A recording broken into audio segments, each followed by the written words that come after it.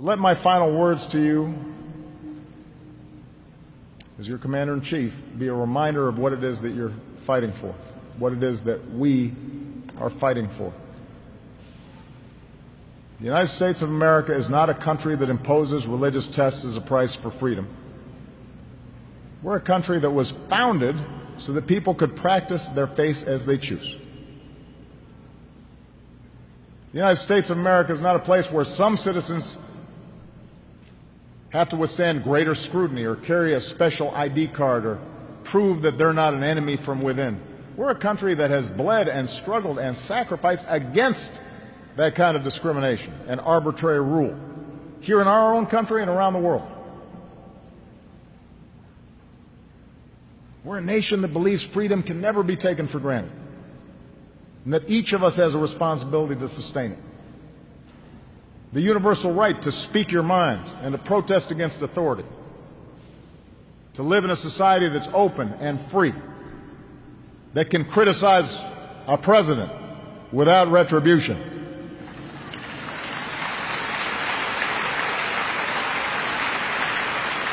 A country where you're judged by the content of your character rather than what you look like or how you worship or what your last name is or where your family came from.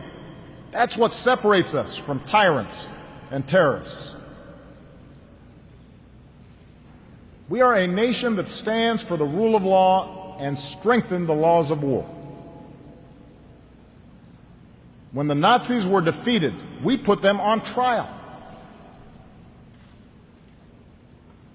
Some couldn't understand that. It had never happened before. But as one of the American lawyers who was at Nuremberg says, I was trying to prove that the rule of law should govern human behavior. And by doing so, we broadened the scope and reach of justice around the world. Held ourselves out as a beacon and an example for others. We are a nation that won world wars without grabbing the resources of those we defeated. We helped them rebuild. We didn't hold on to territory other than the cemeteries where we buried our dead. Our greatest generation fought and bled and died to build an international order of laws and institutions that could preserve the peace and extend prosperity and promote cooperation among nations.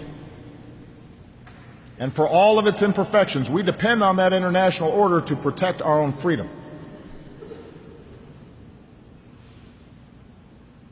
In other words, we are a nation that at our best has been defined by hope and not fear.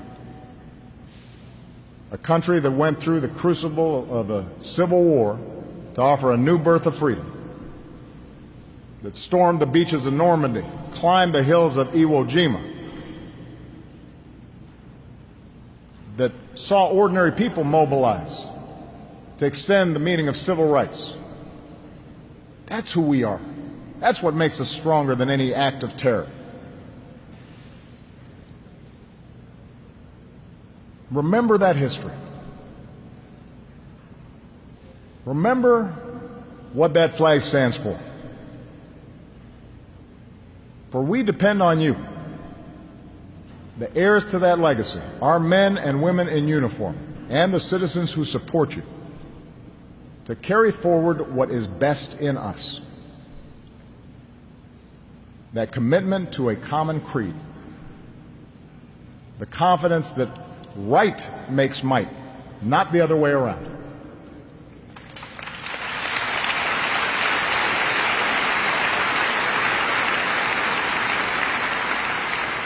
That's how we can sustain this long struggle. That's how we'll protect this country.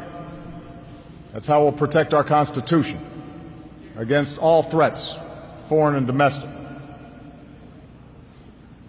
I trust that you will fulfill that mission, as you have fulfilled all others. It has been the greatest honor of my life to serve as your Commander-in-Chief. I thank you for all that you've done and all that you will do in the future. May God bless you, may God bless our troops, and may God bless the United States of America.